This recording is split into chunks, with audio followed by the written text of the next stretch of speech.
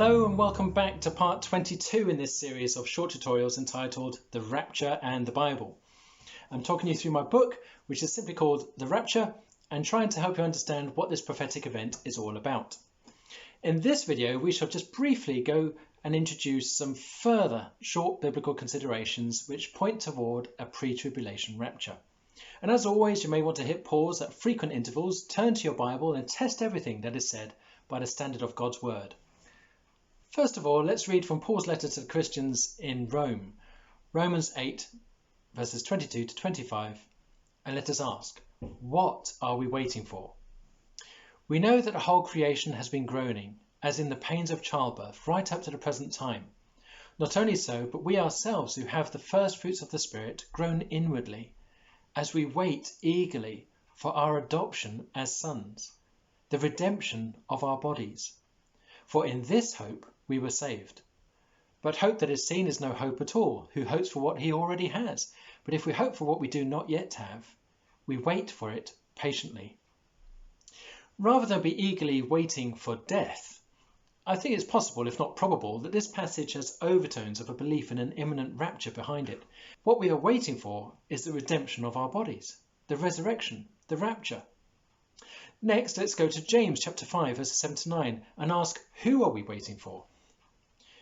Be patient then, brothers, until the Lord's coming. See how the farmer waits for the land to yield its valuable crop, and how patient he is for the autumn and spring rains. You too, be patient and stand firm, because the Lord's coming is near. Don't grumble against each other, brothers, or you will be judged. The judge is standing at the door. Only the pre-tribulation rapture theory concurs with the belief that we are watching patiently for the Lord's coming. All other rapture theories would have us wait for the Antichrist, the confirmation of the 7-year covenant, and the subsequent wrath in the tribulation. Here's something that always cheers me up as we look to Philippians chapter 3, verses 20 to 21, and remind ourselves that heaven is our home. But our citizenship is in heaven, and we will eagerly await a Saviour from there, the Lord Jesus Christ, who, by the power that enables him to bring everything under his control, will transform our lowly bodies so that we will be like his glorious body.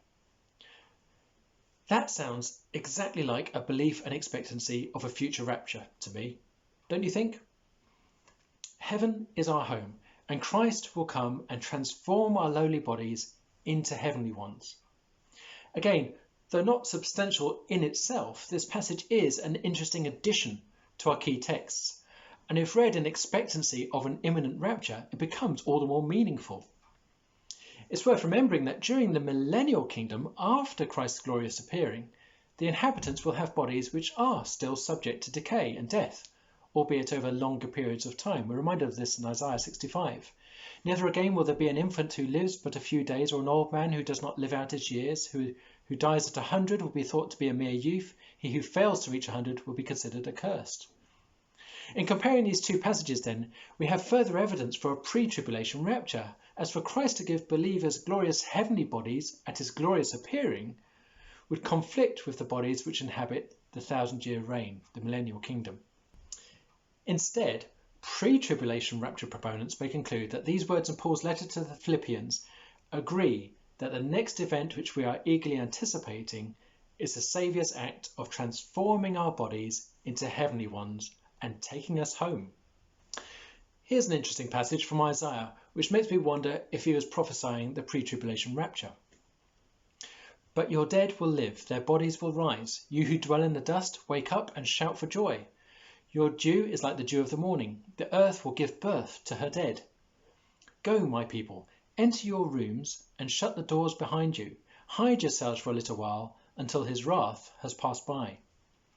See, the Lord is coming out of his dwelling to punish the people of the earth for their sins. The earth will disclose the blood shed upon her. She will conceal her slain no longer. That's from Isaiah 26. If this passage is read within its context, then there's good likelihood that these words prophesied a future rapture. Note that your dead refers to those who belong to God and that they will rise. Therefore, this is clearly not referring to the resurrection of unbelievers at the end of time. Note also that verse 20 fits in nicely with the pre-tribulation ideas of being taken to heaven to enter heavenly rooms, that this move takes place before God's wrath comes. Finally, we notice that after this resurrection and after entering the rooms, the Lord comes to punish the sinful.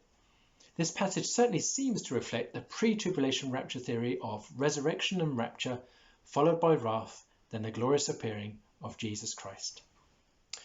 My next text makes me wonder if the Apostle Paul experienced a rapture type event as recorded in 2 Corinthians chapter 12 verses 2 to 4. He says, "I know a man in Christ who 14 years ago was caught up to the third heaven. Whether it was in the body or out of the body, I do not know. God knows. And I know that this man, whether in the body or a part of the body, I do not know, but God knows, was caught up to paradise. He heard inexpressible things, things that man is not permitted to tell." In all probability, Paul was talking about himself in this passage. It doesn't matter whether he was actually caught up in his body or whether it was in his spirit. One way or the other, Paul was in paradise. But what really does matter, what makes this passage so potentially substantial, is that Paul believed that his body and or his spirit could be caught up to heaven in such a way. This passage leaves no doubt that in the understanding of Paul, one of the greatest Old Testament scholars, New Testament authors, Christian missionaries and early church Messianic Jews, for him, the rapture was a possibility, with or without all the key rapture texts that he left behind for us. He firmly believed that he may have been caught up bodily. The fact that Paul believed that such a rapture was possible and openly shared this belief adds yet further weight to teaching the validity of the future rapture theory. Let's now go to the end of the Bible, to Revelation chapter 22, verses 6 and 7, and remind ourselves that the obvious must not be forgotten. The angel said to John, "These words are trustworthy and true. The Lord, the God of the spirits of the prophets, sent his angel to show his servants the things that must soon take place. Behold, I am coming soon. Blessed is he who keeps the words of the prophecy in this book." Throughout our Bible study, the pre-tribulation rapture theory has been examined according to its scriptural validity. And while some arguments have been very plain and straightforward, others have been very detailed and thorough. In all this, it's vital that the obvious truths are not forgotten, one of which is that the world will not continue as it is forever. We are a part of God's story for humankind, and at a time of his choosing, he will bring it all to a close and begin a new story, that of eternity. It sounds obvious, but it's on this clear teaching from the Bible that we legitimize our study, which is not whether God will bring all things to a conclusion, because he will, nor is it a study of when, but it has been a sincere and valid study of how. In Amos chapter 3 verse 7 we read, "Surely the sovereign Lord does nothing without revealing his plan to his servants the prophets." And finally, let us be reminded that the pre-tribulation rapture theory makes sense. While we have examined the biblical rationale supporting the pre-tribulation rapture theory, it's worth contemplating the problems which might exist if such a theory were to be discarded. First and foremost, one would have the immense difficulty of trying to make sense of our key texts. Unless there's going to be a rapture as previously described throughout this study, then these passages and the dozens which we've used to support them become a cause for confusion and they lack meaning. Secondly, we would have to conclude that the next event within God's story is not the pre-tribulation rapture, but is the rise of the man of lawlessness, followed by the confirmation of a covenant with Israel and 7 years of extreme hardship and persecution. The best hope for the future of the church would be to wait for these things, endure God's wrath, and then, if still alive, be thankful for his glorious appearing. The future without a pre-tribulation rapture would have us waiting eagerly for the Antichrist, rather than watching for Christ. Thirdly, we would be utterly confused about the meaning of passages which tell us that we do not know when Christ will come. Without a pre-tribulation rapture, the opposite would be true, and at the very least we would know the vague season of his coming because it must follow those things listed above. We would know from the time the Antichrist breaks his future covenant there will be just 3.5 years until the glorious appearing. The idea of being caught up whilst working our normal everyday lives would be highly unlikely.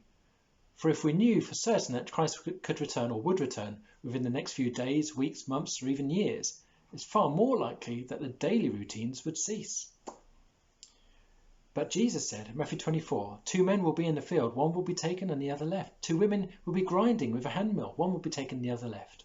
Therefore keep watch, because you do not know on what day your Lord will come.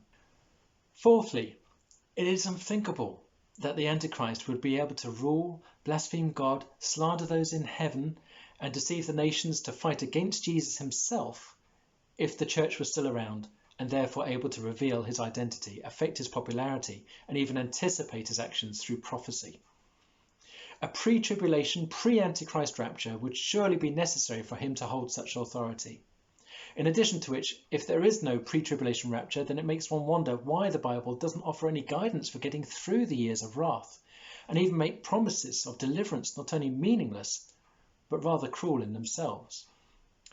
One might therefore argue that the pre-tribulation rapture theory not only has plentiful and substantial biblical support, but to disregard the theory would be to simultaneously create a confusing tangle of scriptural prophecies and teachings which leave the believer without sufficient answers and without future hope.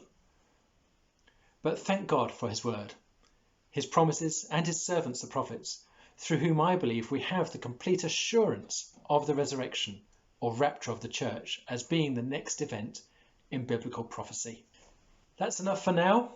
I'm still trying to keep these tutorials short and sweet so that you can revisit them, take your time to absorb the information given. So I encourage you to come back soon, take your time, watch this video over again with your Bible in hand. And then when you're ready, I'll see you in part 23 of this series, where we shall go through a few responses to common objections to the rapture theory. Thank you for watching, and may God bless you.